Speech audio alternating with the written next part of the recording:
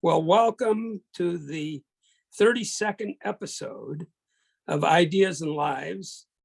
And we have a real treat for you today.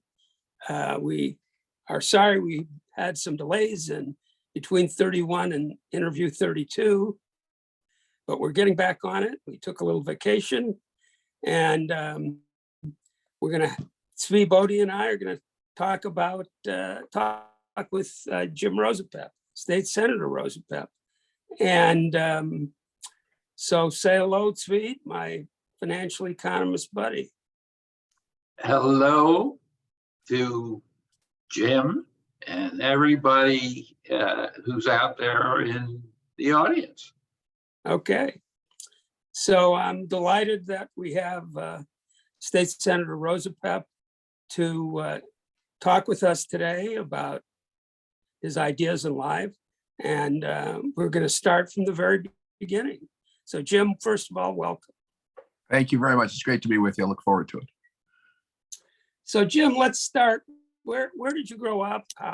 Tell us a little bit about your family background, early life, parents, Sure. Any siblings? Sure. Well, I was born in Rome, Italy. Lived there 8 months. I don't speak Italian, but it's a great story. But I do have connections to my family in Italy. I've visited with family in Italy over the years. My parents were American citizens, so I was born an American citizen. They were both journalists.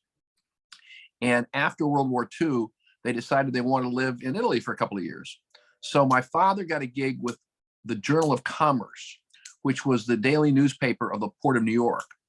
And in the early 50s, the Port of New York was as or bigger deal than Wall Street was. It was sort of the Wall Street Journal of Port. So he became the Rome reporter for the Journal of Commerce. My mother got a gig as the Rome reporter for the Boston Globe. And they both had deals with the Saturday Evening Post and did magazine articles, traveled around Europe and did Saturday Evening Post articles. And so why was I born in Rome? Because that's where my mother was when I was born. And so they were only there 2 years. My older sister, about 10 years older, she was there. So my father learned Italian growing up. My mother learned Italian over the years, certainly living in Italy. My older sister learned Italian, but I never learned Italian. And so my parents basically used Italian as the secret language, so they didn't want me to understand something. Like Yiddish for some of the Jewish kids. Exactly. So at 8 months, we moved back to the United States. And I think we were like a year in northern New Jersey, but we basically settled in New York. And so I was basically in New York for most of my childhood and beginning of my teenage years. We had Manhattan. 1 year in Manhattan, in Manhattan. But we spent 1 year in Cleveland, Ohio, because my father got a job that he only did for a year as the head of media relations and public relations for Case Institute. And then 1 year we lived in Boulder, Colorado, because my sister had some serious breathing and health problems. And the doctor said, go someplace where it's clear mountain air. And so we did that. So I was actually in the second grade in Boulder, Colorado. But basically then we came back to New York, and I basically lived in New York as a kid through more or less the middle of high school. And during that period, that's where you learned to speak Yiddish. Well, it's funny you say that, because one of the stories I always love to tell is growing up as a kid in New York, I thought about 40% of America was Jewish.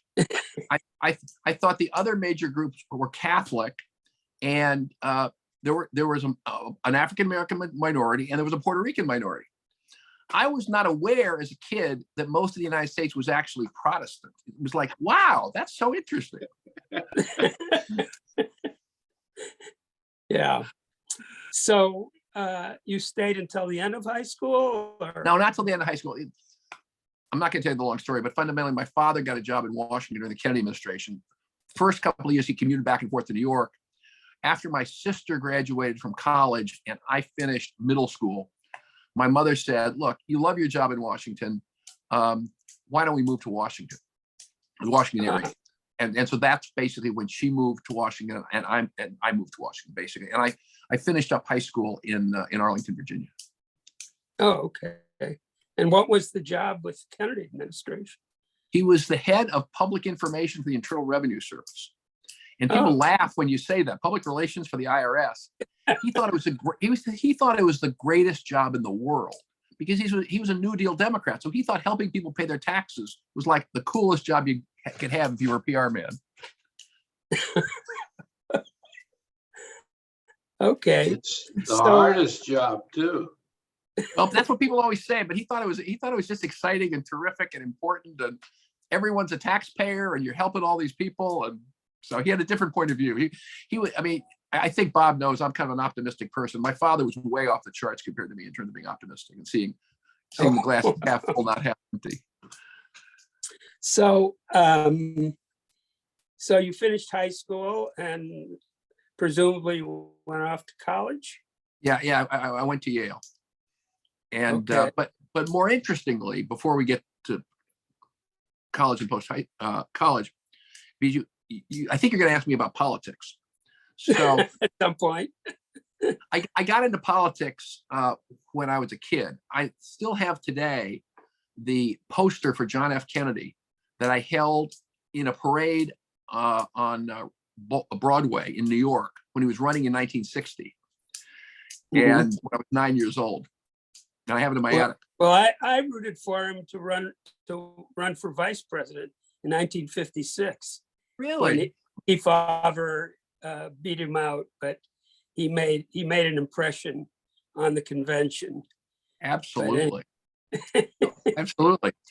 Well, fast forward, I did some other work on some other campaigns in New York, but the one that was the most important to my life was in 1965, the late U.S. Senator Daniel Patrick Moynihan ran for city council president in New York. Very few people remember that campaign. I walked into the campaign headquarters. I was 14 years old. The summer, I got out of school. What am I going to do for the summer? So I wanted to support him and his candidate for mayor, Paul Scrivain, and the controller candidate was Orrin Lehman. They had ethically balanced tickets in New York, very serious about this. Yeah. And so so Moynihan was the Irishman, obviously. So I walk into campaign headquarters. In those days, you stuffed envelopes. You're a 14-year-old kid. They put you to work stuffing envelopes. So I'm stuffing envelopes. Second day, I'm there stuffing envelopes. Moynihan walks out of the office to kind of where I am with some other people. And he was 6'5". And I was sitting there. He looks down at me like this and says, "Hi, I'm Pat Moynihan." And I say, "Hi, I'm Jim Rosapepe." And he said, "You want to come out with me as I campaign at subway stops and hand out flyers for me?" And that's the way you campaigned in New York. Probably still do, but they certainly did then, was because everyone's taking the subway. You stand there and you shake hands, you shake hands, you shake hands. So I went out with him that day, and it was very cool for me. At the end of the day, he says, "You want to do this tomorrow?" I said, "Sure." So he said, "Meet me in the lobby of my apartment building, 8 o'clock tomorrow morning." I did that for the next 12 weeks. Wow. Wow. I became his body man. And so I got him a cup of coffee. I, got him the newspaper. I handed out flyers. I traveled all over New York City for 11 or 12 weeks with Daniel Patrick Moynihan, who is an expert on the economy, the sociology, the religions, the politics of all 5 boroughs. So he explained to me why the Hasidic Jews had these beards and these coats. He explained to me why there was a very popular German restaurant in Brooklyn. He explained to me how the Puerto Ricans fit in as a new immigrant group. And it was the most educational experience of my life. Wow. And unfortunately, he lost. but I stayed in touch with him over the years. And he actually got me a job in the Nixon administration as an intern at the White House Conference on Children and Youth in 1969. And then I actually stayed with him and his family when I would visit Boston. And then as he became a U.S. Senator, as I went on with my career, I didn't see him that much. But generally, the last place I saw him was at the 1996 Democratic National Convention, because I always go to the national conventions. He always went to the national conventions. Yeah. And so we'd run into each other. I think it's the last time I saw him was we had a cup of coffee at the Democratic National Convention in Chicago. And Right. they are naming public schools in Boston for Daniel Patrick. Oh, terrific. Oh, that's great. Oh, I didn't know that. Oh, that's Yeah, great. just this week I learned of one. He was quite a guy, and bipartisan, really. I mean, he Many was ways. He was in by, his. go ahead. Yeah, go ahead. You know better than I do. He was bipartisan in the Joe Biden sense. He was a very strong, committed Democrat who believed in the principles of the Democratic Party and worked with Republicans to make deals that would advance the agenda that he believed in. Right. Exactly. Yeah, well, okay, but there were some of the agendas that not all of his Democratic friends agreed with sometimes. So, Well, that's true, but not all Democrats agree with all Democrats all the time. And you may have noticed recently, not all Republicans agree with all Republicans all the time. that's true. I'm serious about this. I mean, the broad thrust of the New Deal, the broad thrust of social democracy. Yeah. That was Daniel Patrick Moynihan, and he believed in it deeply. And, Yeah. and he went to work for Nixon because he saw a target of opportunity. Yeah, He saw that Nixon wanted to do some things that could be consistent with that. And I mean, he wrote a whole book about it, Right. about the guaranteed income. right. And it failed, but he thought he could get that done, and he put a lot of heart and soul into it. Well, a person that I worked with at the Joint Economic Committee wrote a book called Nixon's Good Deed, and it was about SSI. So Nixon did nationalize Yes, aid to the blind, disabled, and poor elderly. And that nationalization did provide a floor that the federal state system did not. So interesting. part of it was successful. So let's get back to you, and we'll Okay. come back to more maybe later. So Okay. you went to Yale. What did you major in? Economics. I'm embarrassed to say in this group. Don't be embarrassed. Did you have James Tobin by any chance? No, not at all. But what I do remember, and I actually quote this so much that somebody reminded me of, like in the last week, that in my Econ 101 class, I read a paper by Paul Douglas about how the minimum wage does not destroy jobs. And I've remembered that my whole life, and quoted it to people. I say, well, I don't know, you may have your point of view. I'm just telling you, Economics 101, Paul Douglas, it doesn't destroy jobs. It's a real boost for the economy. So that's my major memory of studying economics. He was a real patriot. Douglas was a real patriot. Senator Absolutely. from Illinois. Absolutely. So Great. you majored in economics, and then what did you do after college? Well, I did a lot of work in politics, as I said, in high school and in college. Right. So you had already been, you worked on political campaigns while you were in college still? Oh, yeah. And so I would say, what did I do most immediately afterwards? I guess I worked on the Hill. And so I worked for a member of the House. And well, I actually worked for a member of the Senate and the House. I worked for Senator Fred Harris of Oklahoma. Anybody remember that name? Yeah, sure. Who It's a real populist. a real populist and a fabulous writer. And he went on after he left the Senate to become a political science professor at the University of New Mexico, and wrote the book that is accepted across academic places in the United States on Mexican state politics. But when I was working for him, I was basically a speechwriter for him. And I'm an okay writer, but he improved my writing so much, editing the drafts that I would do for him. And he wrote a number of books separate from the academic book about state government in Mexico that are just so well written. But that's kind of what I mostly remember about that experience. But basically, I worked in politics. I would say that. And then when Carter got elected, a whole bunch of friends of mine went to work for the Carter administration. One of them became the PR guy, like my father, for Ray Marshall, who was Secretary of Labor. Mm, And so they hired Ernie Green to be the head of ETA, yes. and they wanted a PR person for ETA, for the Employment and Training Administration. And so they tried to recruit me to join the administration to work for Ernie Green. Yeah, to work for Ernie Green. So I got to know Ernie Green, became great friends with Ernie Green. And in fact, we then, after he left the administration, he and I ended up doing business together.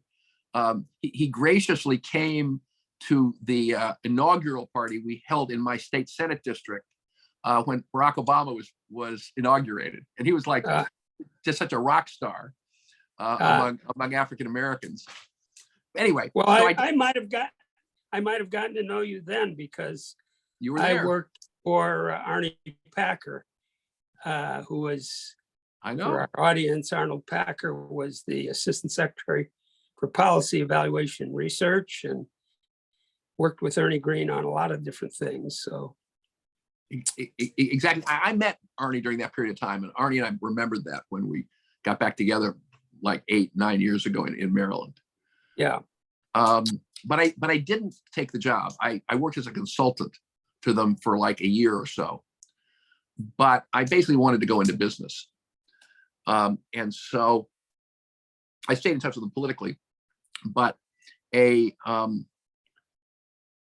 actually a friend of mine, well, let me back up. Along the way, during this period of time, I fell in love with my wife, Sheila Cass. We celebrated our 40th wedding anniversary this year.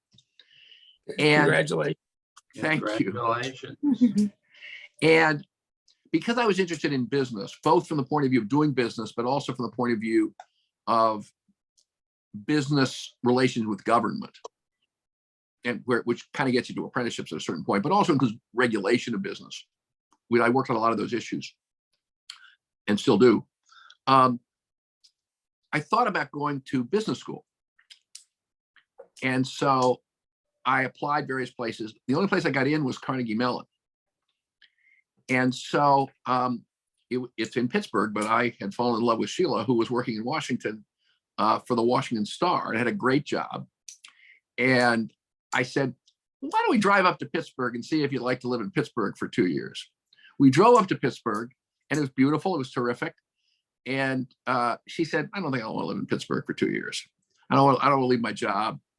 And so I said, okay. And so I contacted Carnegie Mellon and said, I don't think I'm going to come this fall, but I might come in the future. Can you keep me on the whatever list they have for people who don't show up when they invite them? And they said, sure, we'll put you on. We'll keep this open for next year. So next year comes, and I had the discussion with Sheila. What do you think about going to Pittsburgh now? She said, no, I don't think so. And so I chose love over graduate school and never went to business school and have had a terrific marriage. And stayed in Washington, and a guy who she covered for the Washington Star, a guy named Jim Stone, was chairman of the Commodities Futures Trading Commission. He had formerly been the banking commissioner not the bank commissioner, the insurance commissioner in Massachusetts at the age of 26. Wow. And right. And he is a great guy. We've become very great friends. He and his wife came to our wedding. But in any case, Sheila introduced me to him, and we hit it off immediately and just kind of became friends. And then one day he calls me up and says, I've got a friend who was the banking commissioner under Dukakis in Massachusetts, who under the Carter administration was the head of the National Consumer Co-op Bank that the Carter administration set up. And she was getting ready to leave, but had some ideas about putting together, basically doing investment banking for co-ops and other nonprofits, and wondered if I'd be interested in talking to her. So I did. I got together with her. We hit it off, and we created a niche investment banking firm where she was the brain and I was the pretty face. And we basically did investment banking for nonprofits, not very many of them, but for nonprofits that wanted to do tax transfer deals. Because you remember the beginning, this was the Reagan administration, is they passed those incredibly ridiculous tax cuts of accelerated depreciation that just money was going out the door. And she figured out at the co-op bank how to do deals that allow nonprofits to take advantage of them by selling the tax benefits. And so we put together a little business. I recruited a bunch of other people to it. She recruited people to it. And between, I would say, 1981 and 1986, we did 3 deals. We did a union office building in the Northwest. We did a college dormitories in North Carolina. And most interestingly, we did the historic rehabilitation of the Newark, New Jersey train station. And in 1984, the Reagan administration basically says, we're going to do comprehensive tax reform that would wipe out these incredibly generous tax benefits. And so we were like, oh, this business is about to be over. And so we closed deals. We worked with transition rules, while all these other people in real estate were like, oh, that'll never happen. That'll never happen. They kept getting in deeper in 1985 and 1986. And I mean, I want to give myself credit. I'll give Carol Greenwald credit, who was my partner. He was like, no, we got to roll this down. Punchline is, we closed it down. We actually made a bunch of money from the 3 deals and basically decided to pocket our winnings and then go into direct investment with other partners in other deals, which is what we did over the years, and I'm still doing. And the name of the company is what? It's changed over the years. Today it's called Patuxent Capital Group. Oh, okay. Interesting. Okay. So you're able to do that kind of on the side. You got into, you've been in politics all this time, but not in elected office. Well, I wasn't in elective office until 1982. I got elected to the Democratic Central Committee in Maryland in the early 80s while I was doing this business. And I was involved in campaigns. I mean, I worked on the Carter re-election campaign. In 1984, I was involved in the Mondale campaign. But in 1986, a Maryland House seat opened up. And so I ran for that and got elected to the Maryland House of Delegates in 1986 and served in the House of Delegates from 86 until 97, when I stepped down to become ambassador to Romania. Yeah, yeah.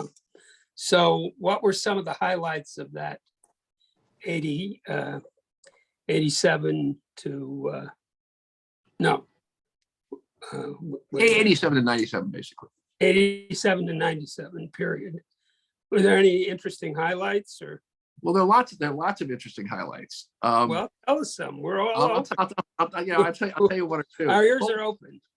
Well, one is that I live in College Park and did that, and I represent where the University of Maryland is, and lots of public employees at the University of Maryland.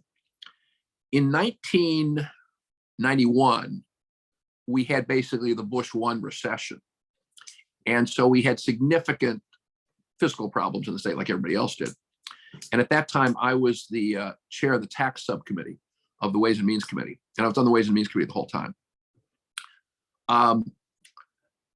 William Donald Schaefer, who'd been mayor of Baltimore and was then governor, was persuaded by somebody that he should eliminate the 35-hour work week for state employees, which had been there for decades, and go to a 40-hour work week without changing compensation. And it just created a huge uproar, as you can imagine. Yeah. And a whole bunch of us were pushing against it. And, you know, I was a junior House member, and he was like William Donald Schaefer, the former mayor and governor, and had a well-earned reputation for being a tough guy with a soft heart. And so I had never gone to him myself for anything, because there are 141 House members. So my leaders would kind of deal with the governor. I mean, I knew him and he knew me, but I had so many freaked out pink collar workers at the University of Maryland who had built their lives around the hours they had to go to work. And so I said, it's worth a shot. So I asked for a private meeting with Schaefer, which he gave me. And I met with him and I said, look, I understand what you're trying to do. I'm not here to argue the substance of 35 hours with 40 hours. And you clearly are locked in on this. And there are a lot of people who are supporting you on this. And there are people who've obviously wanted to get rid of the 35-hour week. But you announced it on such short notice that people who have to take care of children, people have family commitments, people live where they live, all based on how to get to work. At least don't put it in effect immediately. Give everybody a year's notice. And he looked at it, looked at me, thought about it, and said, son, you're right. and he moved the thing off for a year. Now that sounds like not much, but it's one of my most memorable experiences as a member of the House of Delegates. Was something that was really important to thousands of working people. Of your constituents. My constituents, but beyond my constituents and beyond my constituents. And I was able to actually affect their lives in a positive way. So that's what I remember mostly when you say what's the most memorable thing during that period of time. We did other things too. During that time and in general, the legislature meets 3 months. It meets 90 days, 90 calendar days. A certain number of months, correct? It's in session for Only 90. 3 months, okay. Yeah, 90 days. You would be a little shocked if the governor said, we're going to make the House be in session for 230 days. Right, starting tomorrow. Right. Absolutely. Yeah, exactly. So most other legislators, as well as you, would have to have other professions alongside their political activity. And most do, but there are exceptions, which are wonderful exceptions. One of my colleagues, when I got to the legislature, he was entering his third term at age 30. He'd been elected to the legislature when he was 22. Wow. And we've had really young ones over the years. He was one. And so basically, he went to law school for 3 years while he was in the legislature. Mm-hmm. So they're young people in that situation. But then I have a number of colleagues who are over 80 years old. They're all my favorite people. They're terrific people, and I work with them very closely. But the one of my favorite story is a guy I served with in the House of Delegates. He is now 84, 85 years old. He retired from the agriculture department like 30 years ago, whatever, or 25 years ago, and devoted himself to public service. He served in the House of Delegates with me. Then he served 2 terms on the county council, and he's term limited. And then in 2018, at the age of 80, he ran to be a freshman senator and served one term and decided last year he was going to retire again. But he's all involved in all kinds of things. So it's all over the map. Most people. Well, maybe it's not too late for Tzvi and me to get in. Absolutely. I was always interested in politics, but I stuck to economics. But anyway, we'll serve on the committee for ideas and lives. Yeah. How's that? Well, when I was in college, deciding I'd always liked political things. But when I was in college, I had an older brother who had majored in political science at the University of Chicago. And I was thinking of either economics or politics as a major. Uh-huh. And he said, take economics, you need an instructor more there. But politics, you can read those books, but economics, you do need an instructor to help. That's an interesting insight. One of the things we have in Maryland that's unique in the United States is an allocation of scholarships from the state that are given out by legislative district, and the senators and delegates get an allocation where they can make the decision of who gets the scholarship. Wow. And so when I got elected, how do other people give them out? How do they decide? And some of them don't want to take the trouble and they give it back to the state scholarship agency. Say, you figure this out, some of my district. Other people, including my mentor and predecessor in the state senate, he set up a committee of citizens who would interview all the kids and make recommendations to them. And then there's some who do it themselves. And there was an African-American senator from Prince George County who was a real dynamo, controversial like dynamos tend to be, who, when I went to visit him to talk, not about that, it turned out it was during his scholarship interview period. And he personally interviewed every applicant for a scholarship. And he would decide, can I help this person? What other scholarship help does this person need? I mean, it was so personal and hands-on. It was Tammany Hall at its best, and literally at its best. He knew people, he was helping real people, his constituents, with real things. Anyway, I get to be a senator, and I do that for the first 2 years. I interview everybody. And I want to get a feel of who they are and how it works and everything. And there was this one Indian American girl who was a very good student. She was a good student in math. She went to our tech high school. And I asked her what she wanted to major in college. And she said, political science. I said, oh, that's great. Why do you want to major in political science? Because I think it's a good way to make money. I said, not legally. Look at something else. You might want to focus on your math skills. Anyway. Okay, so now you're a fixture in the Democratic Party. You've been to all the conventions. You've already been elected. And how did it come about that Mr. Clinton designated you as ambassador to Romania? Well, this is where we're going to put in the plug for my book with my wife, Dracula is Dead, because it tells the story in detail in the book, but I'll summarize it for you. I knew Clinton a little bit from 1980 because I was active in the National Democratic Party and I went to a couple of events and I met him. Fast forward to 1992, which was actually the year that I had that conversation with Schaefer about protecting the pink collar employees at the University of Maryland. I was tied up in the session.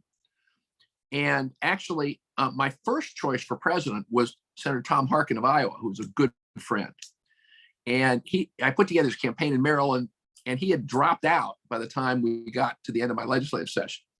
And so Clinton's campaign manager was an old friend of mine, David Wilhelm, who I called up as soon as the session was over. And I said, my session's over. I'm happy to help Clinton. I can't go to any state. I got to work for a living. But what can I do to be helpful? And he said, Italians. And I said, Italians? He said, I know you're active in the Italian American community. And we got an Italian problem. I said, oh, well, what is it? He said, you remember the Jennifer Flowers tapes? I said, yeah, I remember the Jennifer Flowers tapes. And he says, you remember where she says something like, Mario Cuomo seems like a mafiosi, and Clinton says something like, uh-huh. I said, actually, I don't. I was focusing on the sex in the tapes, but I'll take your word for it. He said, well, you may not have noticed it, but Italian Americans, Sons of Italy clubs across the country are angry. I got a stack of angry letters. Our chairman in Rhode Island, the most Italian American state in the country, the newspaper urged him to step down as chair of the campaign. His house was picketed, and I've done nothing about this. Would you figure out what we should do with our Italian problem? I said, sure.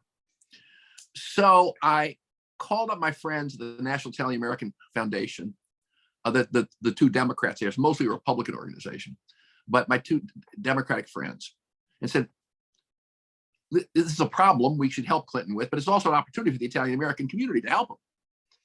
And so they said, the place to start is go see Congresswoman Rosa DeLauro of Connecticut, who I did not know. And they set up for me to go see Rosa. I meet with Rosa, explain the problem, and she's thinking about all the angles. And she says, here are the people you need to talk to. One of them was Frank Guarini, who was kind of the dean of the Italian American delegation. He was from Newark, New Jersey. And there were several others, and Nancy Pelosi, that was only her 5th year in the House. And that's where I met Speaker Pelosi. So I go to see them and I talk to them. I said, look, we got this problem. What do you think we should do? And it was basically brainstorming. Out of all those conversations, the members of Congress, plus my other friends in the leadership, came up with a three-part plan. Number one, when Clinton would be asked during the campaign what kind of person he'd appoint to the Supreme Court, presidential candidates get asked that all the time, he should say someone like Mario Cuomo. And that was number one. Number two is he should commit now to speak at the National Italian American Foundation dinner in Washington, which was about a month before the election. And third, we should put together a prestigious Italian Americans for Clinton Gore. So I go back to Wilhelm and I say, here's the plan we got. What do you think? He said, I got to talk to the boss, but I think we can do this. We can definitely lock in his schedule for that. Absolutely go put together this group of notables, and I'll see if he's willing to say. He came back and he said, the boss is on board. And from then on, that's what Clinton did when he was asked about the Supreme Court. And fast forward, I get with all the folks. We put together the leadership committee with Pelosi, and Peter Rodino was still alive, and Jerry Ferraro was still alive, and there were a whole lot of notables. And there were lead Democrats in the leadership of the Sons of Italy and in the National Italian American Foundation. So we decided to do the announcement of the thing on the afternoon of the dinner in Washington and have a press conference with Clinton, with everybody. So it gets scheduled and have a great press conference, lots of coverage because the national press follows the presidential candidate in the last month anywhere they go. But as I said, the National Italian American Foundation is mostly Republican. The dinner had 3,000 attendees from all over the country. It's a great organization and still is. So he does it. He gives a great speech, as Clinton really always did. I don't think I ever heard Clinton give a bad speech. He gave too long a speech at the '88 convention. People started saying, let's get it over with. But he gave great speeches. And so CNN reports that night that 3,000 Italian Americans gathered in Washington tonight to endorse Bill Clinton for president. Who never forgot that? The Republicans in the leadership of NIAF and Bill Clinton. So anyway, we'll make the story a little shorter. So he gets elected, and they asked me if I'm interested in doing something in the administration. I said, I'm not interested in going into a full-time job. I like the legislature. I like my business, but I'd love to do something that's part-time. And by that time, my wife Sheila and I had gotten very interested in the collapse of communism in the Soviet Union, Eastern Europe. And so I said, I'd love to do something that's part-time, border commission, dealing with former Soviet Union, Eastern Europe. And by that time, in 1991 or 1982, I was the first chair of the Maryland Sister State Committee with the Leningrad Oblast in Russia, and done a bunch of exchanges and done a bunch of stuff. Anyway, so they come back to me and say, this is a friend of mine who was a deputy personnel director, comes back to me and says, and he talked really fast. He said, how'd you like to be on the board of the Romanian American Enterprise Fund? I said, that sounds great. He said, okay, I'll call you back. That was the conversation. And so he calls me back a week later and he says, Romania's gone. How about the Albanian American Enterprise Fund? I said, sure. And so I was on the founding board of the US government, set these up on the Bush administration, all over Eastern Europe. $30 million, USAID, volunteer board of directors. I ended up being chair of the investment committee because of my financial background. And we were the biggest investor in Albania for, quite a number of years. So I did that during the first Clinton administration. And then after the second reelect, we worked on it, blah, blah, blah. They came back and said, what are you interested in the second administration? And I said, at this point in my life, and Sheila's situation, I said, the only thing I'd be interested in other than staying on that board would be an ambassador someplace in the former Soviet Union or Eastern Europe. And my friend, different friend, who was the deputy personnel director, said, okay, fine, but everybody wants to be an ambassador. I said, I got it. You asked me what I want. I'm just telling you what I want. If I don't get it, I'm happy to stay doing what I'm doing. He said, okay, we'll put you on the long list. So I said, terrific. And then, like months later, I was at the Italian embassy at a dinner and ran into John Podesta, who at that time was deputy chief of staff to the president. And he says, come on over here. I said, sure, what's up? He said, do you really want to be an ambassador? I said, yeah. And I thought he was going to let me down easily and say, I'm so sorry, but can we do something else? He said, well, you're actually on a short list and you need to get a bunch of information to it. And then you need to meet with the person who's doing it.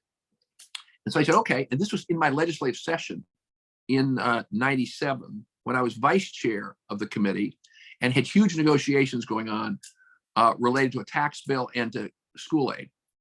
I canceled 2 meetings with this White House staff person because I thought it probably isn't going to happen and I got to do my job in the legislature. So I finally go and meet with her the week after the session ends and sit down and say, here's my stuff, blah, blah, blah. And she says, the president would like you to be ambassador to Romania.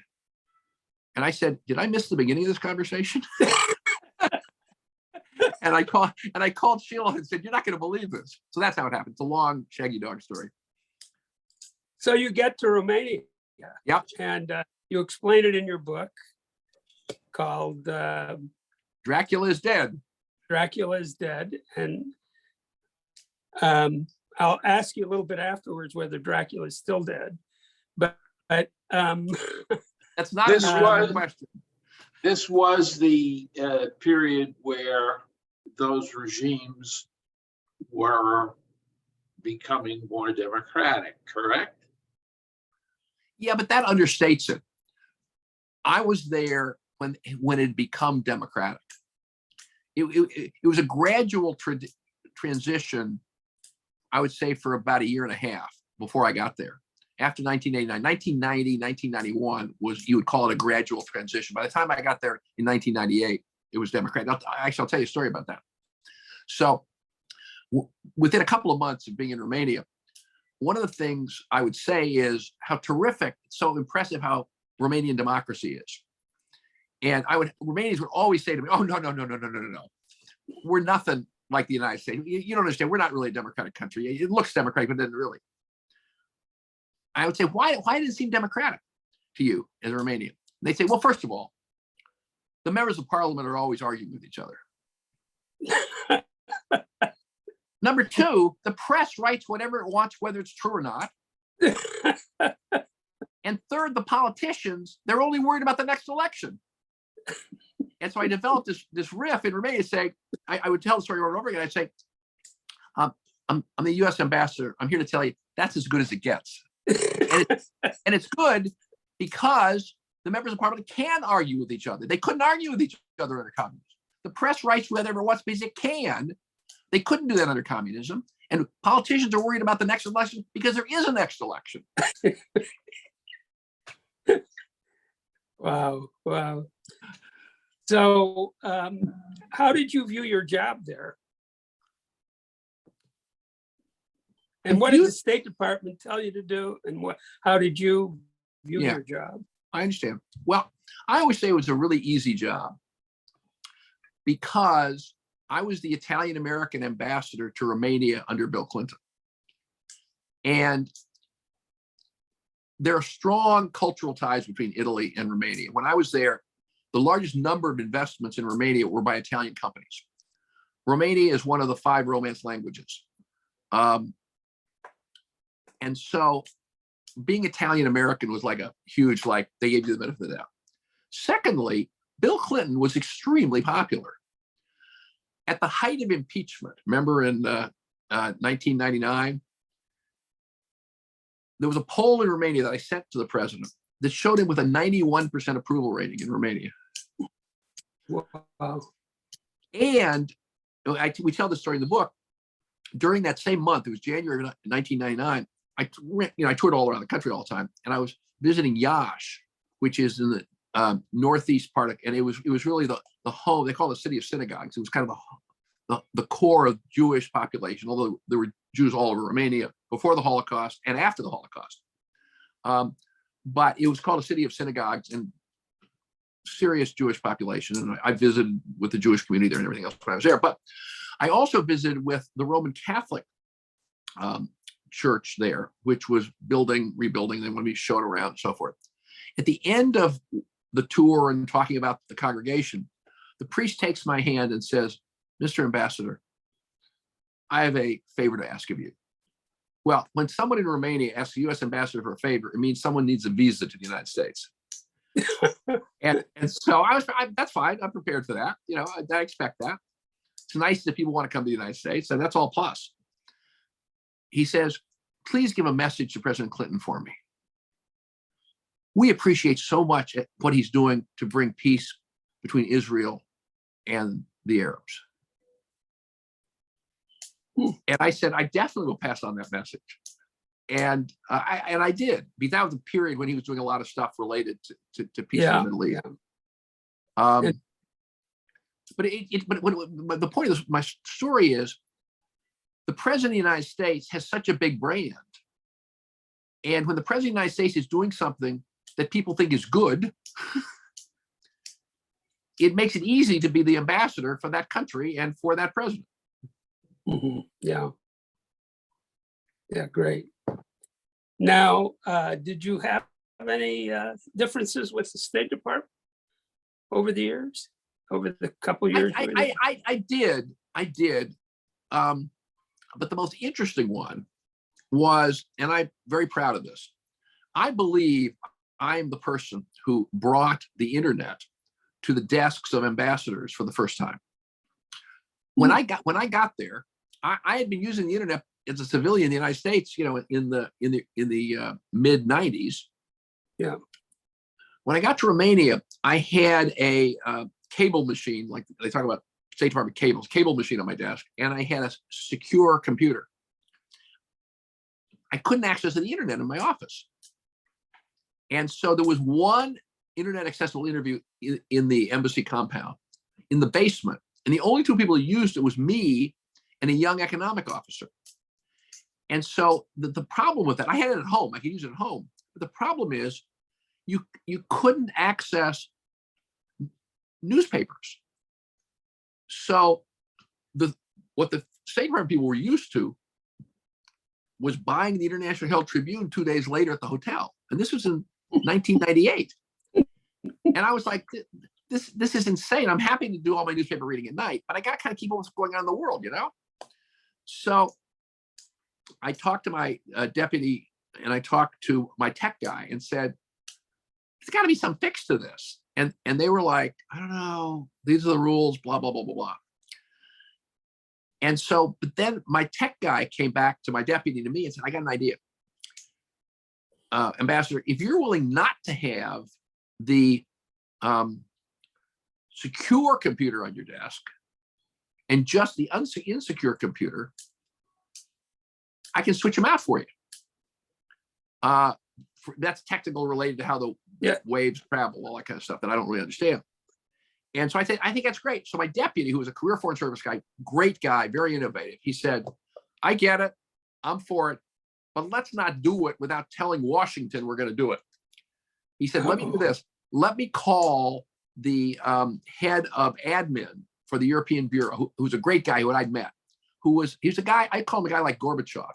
He was part of the system, but wanted to change the system. And so he loved to fix problems. So my deputy, Mike Einig, was just brilliant on this and other stuff.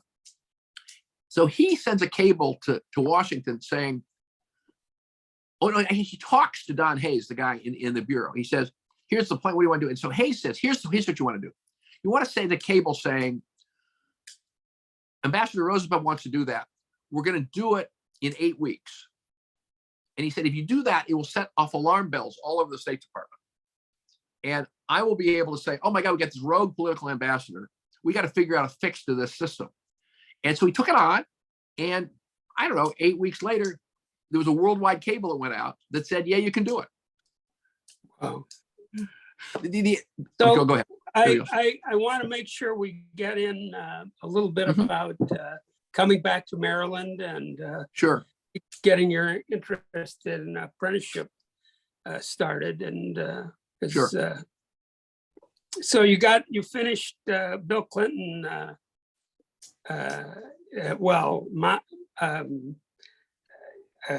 Gore did not win.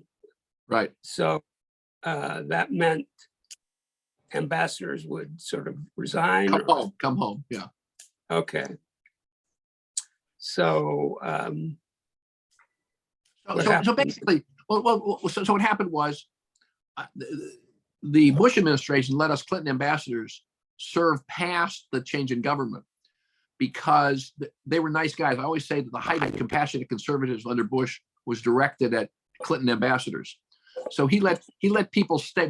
Clinton threw out all the Bush 1 people on January 20th, but Colin Powell was secretary, and they said to us, look, if you have a reason to stay longer, let us know, but if not, be out by March 1st.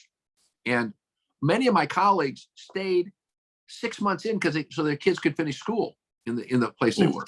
But we didn't have kids in school, so we left March 1st. Governor Glendenning of Maryland, who was governor then, who was a close ally of mine, who had come to visit, he and his wife had come to visit us in Romania.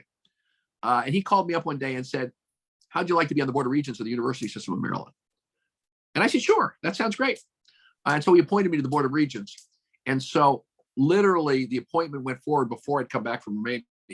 And so I come back from Romania and I go for my first Regents meeting. And so I was on the Board of Regents for 5.5 years, which was great, very interesting.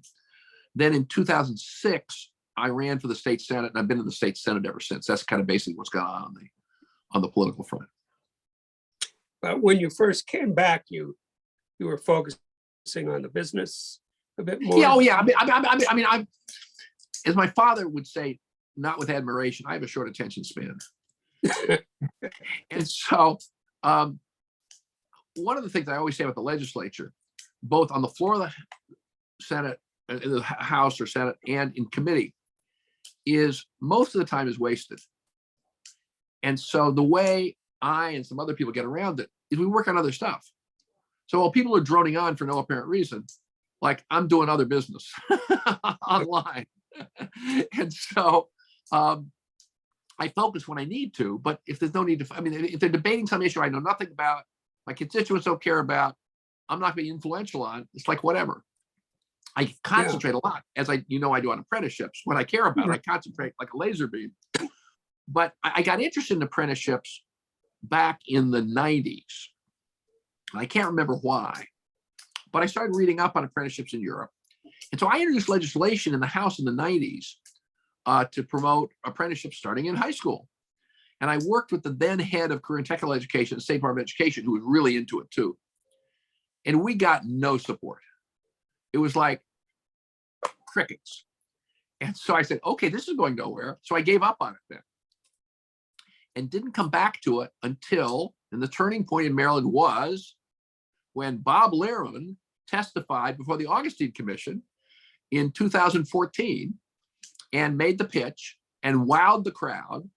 And so one of the 5 recommendations of the Augustine Commission on Economic Development, not on apprenticeship, not on workforce, not on social policy, on economic development, one of the 5 recommendations was create a youth apprenticeship program. And so because it had such the imprimatur of this commission, the new legislature comes in, the new governor comes in, it's like, we're going to do youth apprenticeships. And so I was like, wow, okay. So I dug into it. So it's back. Exactly. So I'm like, okay. I mean, in the legislature, and it's like business though. You see opportunities, you pursue them. And if you fail, you move on to the next opportunity. And so that's kind of how that happened. And I worked on that. And as I've said repeatedly in your presence, it's basically been a failure, but I learned from it. And so now we're moving forward with a whole lot of initiatives that I think are going to be a lot more successful. So tell me how you're able to persuade fellow state senators, House members. You seem to have gotten to know a great deal of them, a large number of them. And what's the process?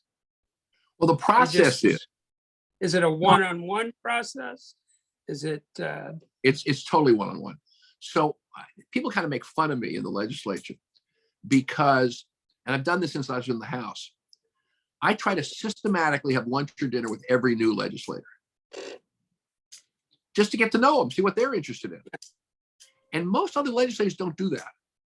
Most other legislators, I mean, I have close friends and folks who are not close friends at all. But it's easier in the Senate because we're only 1/3 the side of the House. But when I was in the House, I knew every House member to some extent. In the Senate, I definitely know every senator. And so I try to understand what they're interested in, what they care about, and offer to help them. I mean, that's part of it. It's got to be reciprocal. I'll have constituents who will say to me, I like you a lot. You're terrific. You care about the community, but I really disagree with your vote on this. And I say, well, that's fine. I appreciate it. I don't agree with all my votes. Why should you agree with all my votes? Yeah, yeah. And so how when was your hardest election? Oh, it was definitely my election to the Senate in 2006. I ran against a Democratic incumbent and beat him in the primary, but he had money. He was a hardworking guy. And I beat him in the primary by 20 points. His Republican friends got him to switch parties, and they took out the sacrificial lamb. I have a Democratic district. They got the sacrificial lamb Republican candidate to withdraw. Then they made him the Republican nominee. So he was running against me in the general as a Republican, and I'd beaten him in the primary as a Democrat in the same year. And he had money again, tough campaign, and I beat him again by 20 points. Yeah, interesting, because you might expect that he would get some of his old Democratic votes that he had plus Republican votes. He Not that got there are that some. many in Maryland. Well, no, but the way to think, no, it's an interesting point you make. I mean, he did get some of those for sure. But the reality is, by 2006, in my district as well as across the country, things had become so polarized that it's difficult to get people to cross party lines. I voted for him in the primary. He was a Democrat, but now he's a Republican. Go away. Mm-hmm. Yeah. Yeah. And since then, you've been able to hold the seat. I've been able to hold the seat despite my record. And no, and do great things for Maryland. Thank you. So I can't close this without thanking you so much for helping develop Apprenticeships for America. Oh, thank you. As the governing board. And for those of you that don't know, Jim is a huge champion of apprenticeship, and we're in this together to make apprenticeships great again. So